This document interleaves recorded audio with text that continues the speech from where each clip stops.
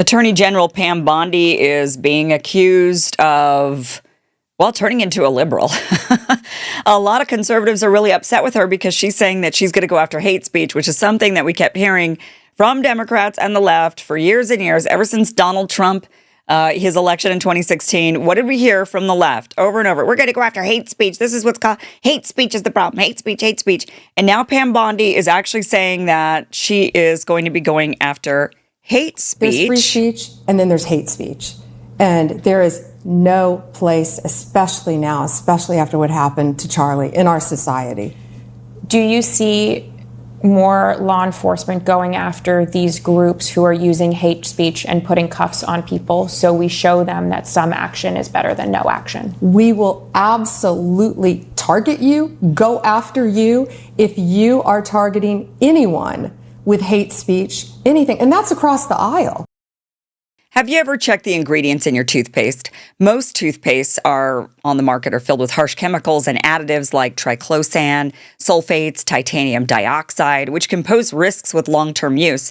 You use them every day, hoping for a healthier smile, but you end up with irritated gums, sensitive teeth, and sketchy chemicals. Well, it's time to swap the chemicals out for peptides. Introducing Smile Peptide Toothpaste from the Wellness Company, a breakthrough peptide paste designed to help reverse gum loss through mouth regeneration, formulated with active peptides to support gum regrowth, nanohydroxyapatite to strengthen while remineralizing teeth, and PAP Plus to gently whiten without sensitivity. Smile helps you build a truly healthy mouth while staying fluoride-free.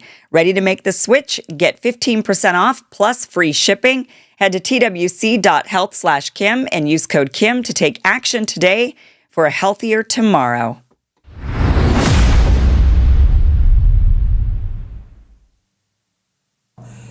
Hate speech. So she's got a lot of conservatives who are actually calling for her resignation. A lot of them aren't putting up with this. One thing about the conservative side I have to say that I really like to see is the infighting. And it's not because, I just like to see the right fighting with each other. I just like that they clearly have minds of their own. You know, there's people on the right that go really far in one direction. You've got the pro-Israel crowd, even though they claim to be America first, right? So all these America first people, suddenly they're all about major foreign policy that has nothing to do with the United States. And half of the right is calling them out for it. And then you've got Pam Bondi now saying, we're going to go after hate speech. There's hate speech, there's free speech, and then there's hate speech. And we're going to go after hate speech. And it's great to see a bunch of Republicans saying, actually hold your horses. This isn't what we want. You know what? There's no such thing as hate speech. And we meant that when we said it to the left, and we mean it now that the right is now saying that they want to go after it. She issued out this tweet today. A lot of conservatives are pretty mad about this. She says, hate speech that crosses the line into threats of violence is not protected by the First Amendment. It's a crime. For far too long, we watched the radical left normalize threats, call for assassinations, and cheer on political violence. That era is over. Under 18 U.S.C., it is a federal crime to transmit any communication containing any threat to kidnap any person or any threat to injure the person of another. Likewise, 18 U.S.C. 15 makes it a felony to threaten public officials, members of Congress, or their families. You cannot call for someone's murder. You cannot swat a member of Congress. You cannot dox a conservative family and think it will be brushed off as free speech. These acts are punishable crimes, and every single threat will be met with the full force of the law. Free speech protects ideas, debate, even dissent, but it does not and never protect violence. It is clear this violent rhetoric is designed to silence others from voicing conservative ideals.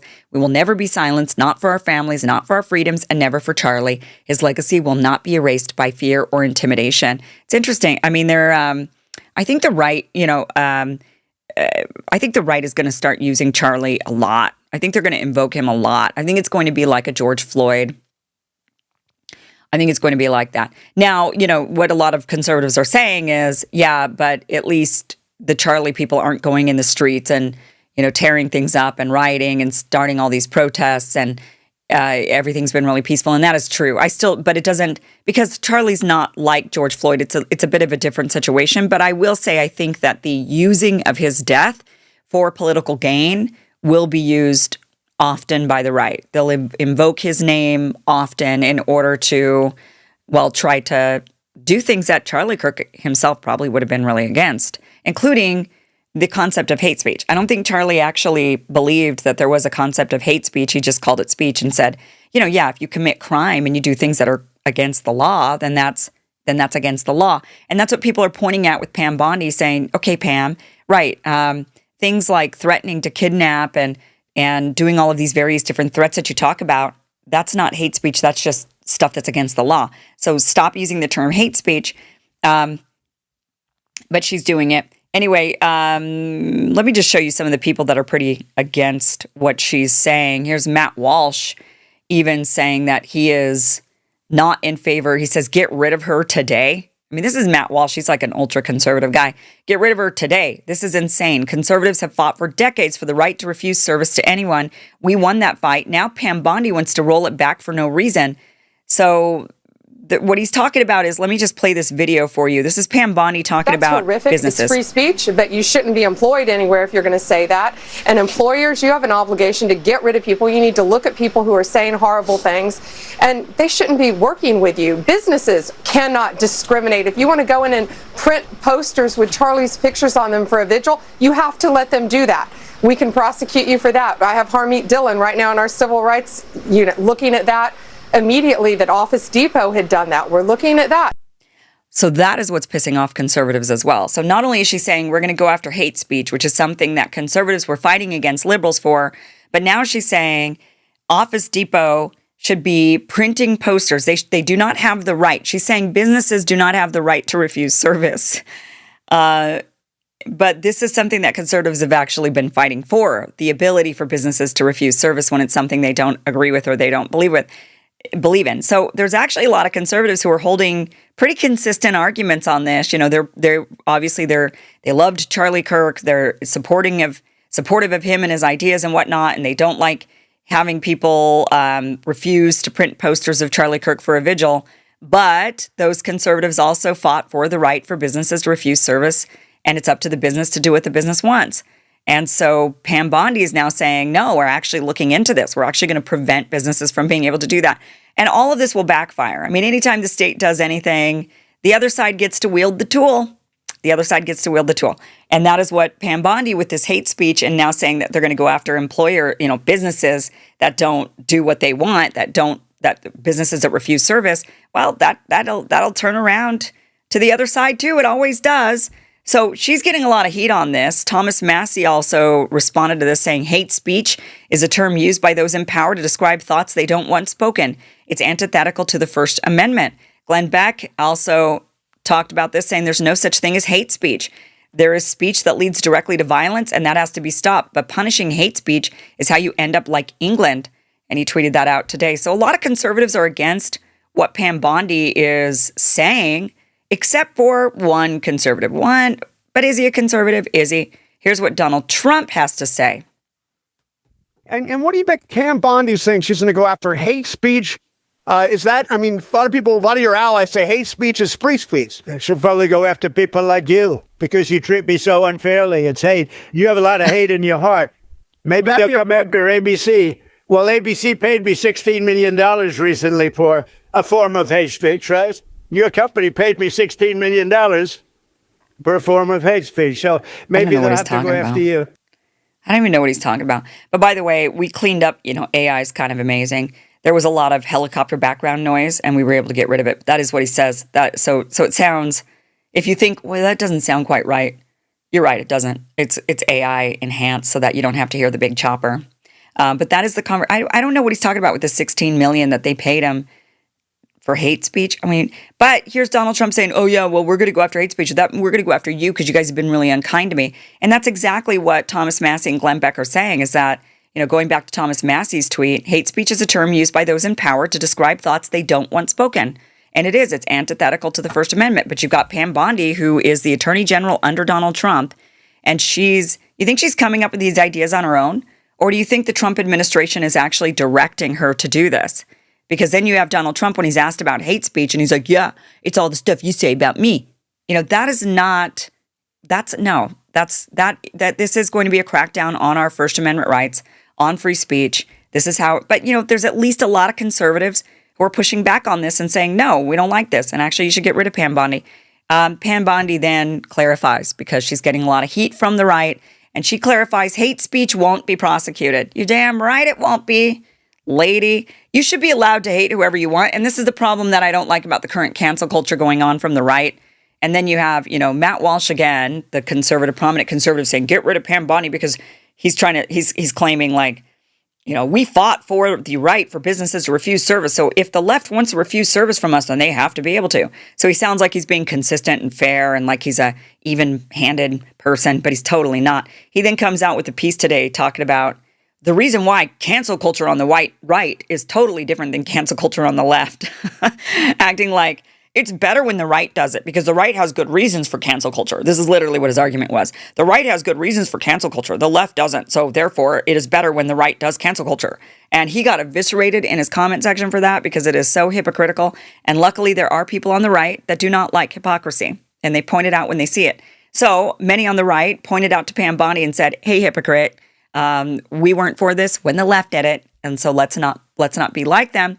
So this is according to Axios. Attorney General Pam Bondi tells Axios her office is not prosecuting or investigating anyone for alleged hate speech, only for speech that she says unlawfully incites violence. Why it matters. Bondi sought to clarify her comments during a Monday podcast in which she said the Justice Department would absolutely target you, go after you if you're targeting anyone with hate speech. Her remarks drew criticism from across the political spectrum, including from some fellow MAGA Republicans who as a group have historically been sensitive to curbs on free speech. But Bondi told Axios in a written statement that she was talking about criminal groups or people that incite violence, not those who said hateful things about the slaying last week of conservative activist Charlie Kirk, a friend of Bondi's. I still have a problem with this. She's saying that they're going to be going after criminal groups. Well, the government has a history of labeling any group they don't like or any group that speaks up against the government as a criminal group. So rather than just going after individuals who say certain things that they don't like, which they're of course still doing, they're going to be labeling you as part of a group and then going after you, saying, well, it's a criminal organization. It's a criminal group that you belong to. Oh, you belong to, whatever the organization is, they could just label it a terrorist organization and start investigating everybody and looking into all their speech. And that is what they're doing. I mean, the crackdown and the chilling effect on speech, especially for those who are not American citizens, should be really alarming to all of us. I mean, I get it. If you're not an American citizen, people, you don't have a right to be here. You don't have this. But we have American values that we believe culturally should exist for everybody. And yet you've got this big push to silence and censor people who are not citizens as if citizens only have these rights. We actually, as a culture, historically believe that these were inalienable rights for mankind. Not only if you're an American are you privileged to have this. That is why, a lot of foreign policy in this is blamed on, or the excuse is given of, well, we're trying to spread our values and democracy around the world. And plenty of people, even those on the right now who are very against U.S. foreign policy are still very in favor of spreading their own ideology, their own Christian ideology.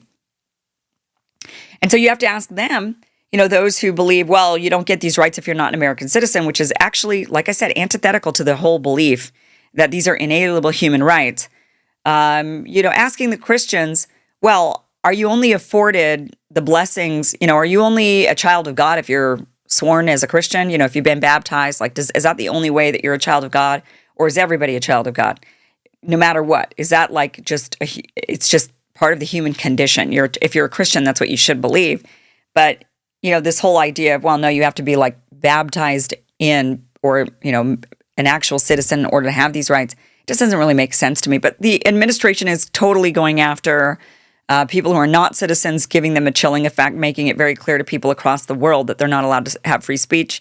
Only Americans can, kind of. And even then, they're trying to, what did we say? We said once they'll do it to them first. So they'll do it to the non-citizens. First, they'll do it to the illegals. Then they're going to go after the visa holders. Then they're going to go after the green card holders. Then they're going to go after the citizens.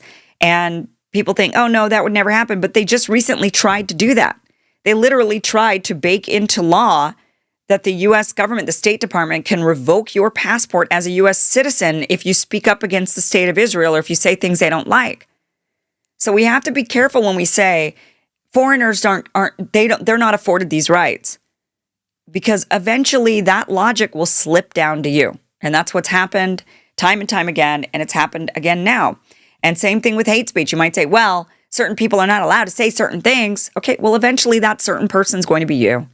The other side's going to use it against you. Someone's going to use it against you. And that's why we have to always be protective and say, you really have to turn the tables on everything and reflect it back onto yourself and say, do I want this to happen to me? And how else could this be construed to harm me? Before you champion anything that the government, especially anything that the government wants to do.